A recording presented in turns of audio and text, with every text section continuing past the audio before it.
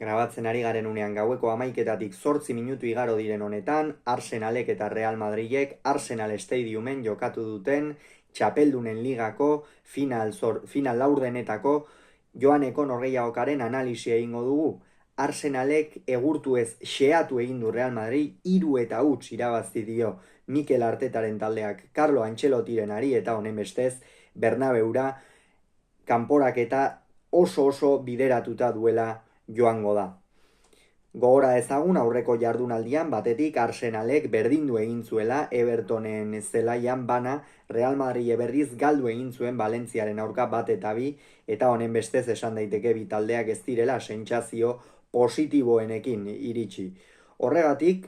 11 hauen aldeko apustua egin dute bi entrenatzaileek Mikel Artetak 4-3-3ko sistema ezarri du zelaian, David Raya izan da atepean, lauko lerroan atzealdean Timberri jokatu du eskuinaldetik, Lewis Eskelik ezkerraldetik,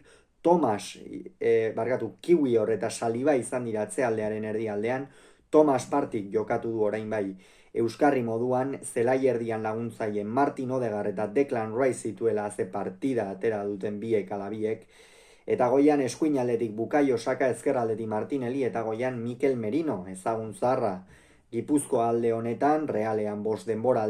denboralditan zehar jokatu zuen jokalaria, oso jokalari garrantzitsua Imanolentzat bere garaian, eta gaur egun Arsenalen ari da jokatzen, eta jokatzen bakarrik ez protagonista izaten, gaurkoan ere izan da, geroxeago aipatuko dugu, baina hortxe aurrealdean jokalarien falta zuela eta Mikel Artetak esan zuen ara honek balio du aurrealdean jokatzeko, eta begira, gaurko norgehiagoka bezalako batean, Mikel Merinok aurrealdean erdialdean jokatu du, futbolak zenolako itzuliak ematen dituen inolako zalantzari gabe. Real Madrid berriz 4-3-3ko sistema ezarri du zelaian, Carlo Ancelotik Kurtua izan da atepean, Fede Valverde jokatu du lauko lerroan atzealdean eskuinaldetik, Alaba izan da ezkerraldetik, Rudiger eta Asenziok osatu dute atzealdearen erdialdea, zelai erdian Kamavinga, Modric eta apur bat aurreratuago Bellingham izan dira, eta goian Rodrigok jokatu du eskuinaldetik, Viniciusek ezkerraldetik eta Kylian Mbappe izan da goian golaren arduradun. Partida hasiera irekia izan da, bi taldeek joko zuzena, vertikala egitea zuten xede noski, bi talde erasokor direlako, eta gainera esan daiteke hasieran Arsenal arazo handiekin hasi dela, epailea Irfan Peilto izan da, akats nabarmen bakarra ikusi diot, niri iruditzen zait Asenziori eskuan eman dion baloi horrek penaltia izan beharko zukeela, izan ere eskua apur bat askatua dauka, ez dauka gorputzean erabat itxasita, eta hor epaileak barrarekin solasean aritu da, Bastian Dankertekin hain zuzen ere, baina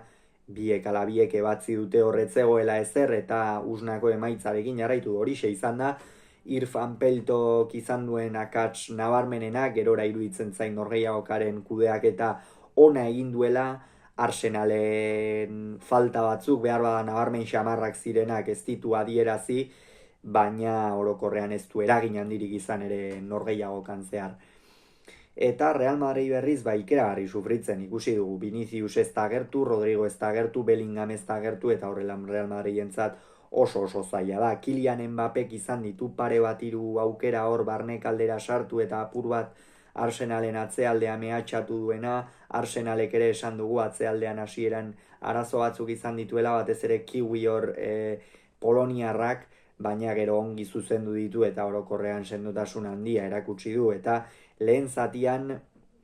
mehatxu nabarmenena ia da, Real Madridek egin duela, David Rayak egin duen sekulako geldiketa baten ostean, baina orokorrean ere Real Madridek ez du asko erasotu, Bukayo Saka ikusi dugu behar bada beste partida batzuetan, baino itzaliago ez, baloi asko iristen zitzaizkiolako, eta askotan kanpo aldera egitean ere arriskua sortu delako, baina bai gero behar bada geixeago eskatzen zitzaiola izkin egitea, eta hori behar bada ez du hainbeste egin. Gero Mikel Merino gere esango nuke partidan beti gora nabarmen egin duela, hor aurrealdearen erdikalde horretan kokatu du Artetak, baina gerora partidaren egoera eta testu ingurua ikusi duenean askoz ere bokazio gehiago izan du zelai erdian, asko jaitsi da eta ondorioz hor egonda gako nagusia ere Arsenalek Mikel Merinorekin eta Odegaarrekin batez ere lehen zatian min handia egin baitu. Eta bigarren zatia oso bestelakoa izan da, Arsenal askoz ere hobeto sartu da, Kurtuak geldiketa hirukoitz bat egin behar izan du lehena Martinelik ere norgehiagoka ona egin du, Fede Valverderi iaia duelo guztiak irabazi dizkio, baina egia da betikoa falta izan zaiola, zehaztasuna eta azken pase horretan edo azken jaurtiketa horretan zehatzagoa izatea eta eraginkorragoa, baina hori ez du lortu ala ere Arsenalek ere ez du hori faltan bota eta 58. Minutuan falta arriskutsua iritsi da Arsenalen alde Alabak egindakoa eta haze gola egin duen Declan Rice egia da, Real Madridek ez dituela 5 jokalari ipini arresian eta hori egin batean estrategia jokaldiak antolatzen dituen entrenatzailearena eta bestetik Thibaut Courtois atezainarena ere badira, baina ez zintzaio inolako meriturik kendu sekulako gola egin baitu Declan Ricek haze nolako efektua eman dion, gero ikusi dugu gainera Mikel Artetaren entrenatzaile laguntzailea hor nola esan dionez horrelako keinu egin dio kanpoaldetik botatzeko bezala eta ezin zion hobeto azaldu eta haze gola egin duen Declan Ricek. Hau kolpe gogorra izan da Real Madridentzat, ez dute erreakzionatu Carlo Ancelottirenek, gehiago esango dut Arsenali gol honek sekulako morala eman dio, erasoan jarraitu dute, presioan,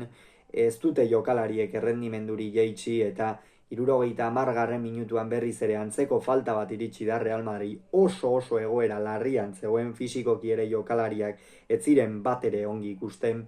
eta 70. are indarsuago eman dio, baina berdin kokatu du baloia atean, Thibaut Courtois ez du ezertxo ere egiterik izan eta benetan erakustaldi handia gutxitan ikusten den horietakoa gaurkoan Declan Ricek egin duena.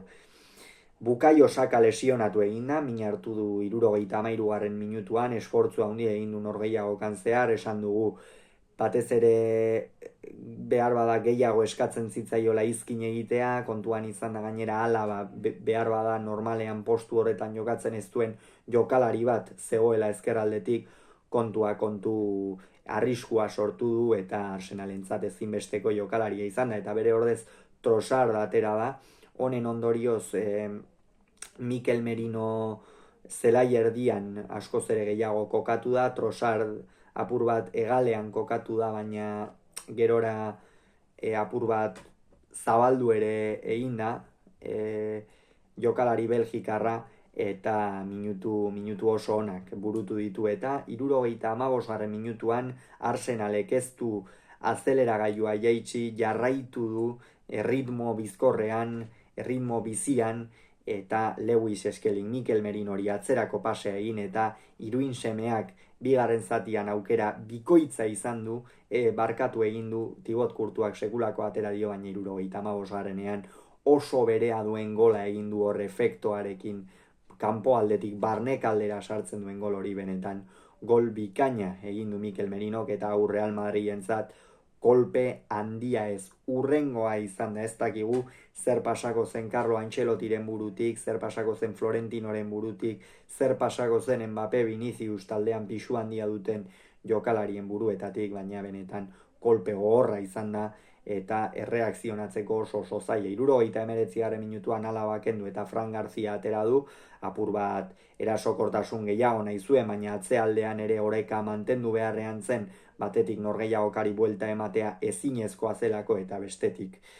Real Madridek ezin zituelako gol gehiago jaso. 79. Minutuan ere min hartu du partidako jokalaririk onenak, txalo artean joan da gutxiago ez zuen merezi Declan Ricek, lehen zatian egia da desagertuta ibili dela, Martin Odegaarrek askoz ere protagonismo handiagoa izan du, batez ere eskuin alde horretatik ezkerrez baloia gidatzen eta apur bat Real Madrilen zuloak irekitzen saiatzen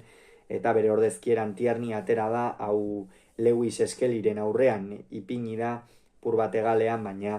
hor ere asmatu du Artetak, azken finean Tierney minutu onak jokatu ditu eta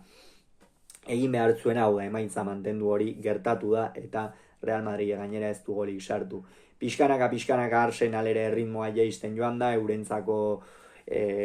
emaitza oso ona zen, hori 3 eta utzekoa, eta 85. Minutuan Rodrigo kendu du Brahim atera, Rodrigoren partida esan dugu erabat desagertuta ibili dira gaurkoan bi brasildarrak, Rodrigo ez du uste dut izkin egin behin ere Lewis Skellyren aurrean, eta benetan brasildarra ez dago bat ere momentu honean. Brahim atera da, baina honek ere partidaren testu ingurua ikusita ez du ezertxo ere egiterik izan, eta 80. Minutuan Timberren min hartu du, Timberren partida ere ona izan da, eskuinalde horretatik Viniciusek ez dio kilimarik egin, eta nahiko partida lasaia izan duela esan daiteke, erasoan ere eman dio zerbait Arsenali, baina orokorrean partida oso zuzena Timberrena, eta Ben White atera da, horixe, azken minutuak jokatzeko, gainera 84. Eduardo Kamabingak txartel gorria ikusi du, hau da, berez horiarekin jada hurrengo norgehiagoka galduko zukeen, baina jada gorriarekin horixe, galdu egingo du berdin, horiarekin zegoen bezala. Kolpe oso gogorra Real Madridentzat, alarmak piztuta daude Santiago Bernabeun, ez dago bat ere joko bola da honean Real Madrid, Arsenalentzat bere izau sekulako garaipena da, baina batek esan zuen behin gazteleraz, 90 minuti son molto largo en el Bernabeu, eta ea Arsenali ikusiko dugu, ea luze egiten zaizkion ala ez. Hauxe beraz esan beharrekoa, Arsenalek 3, Real Madridek 0, Bernabeun erabakiko da dena.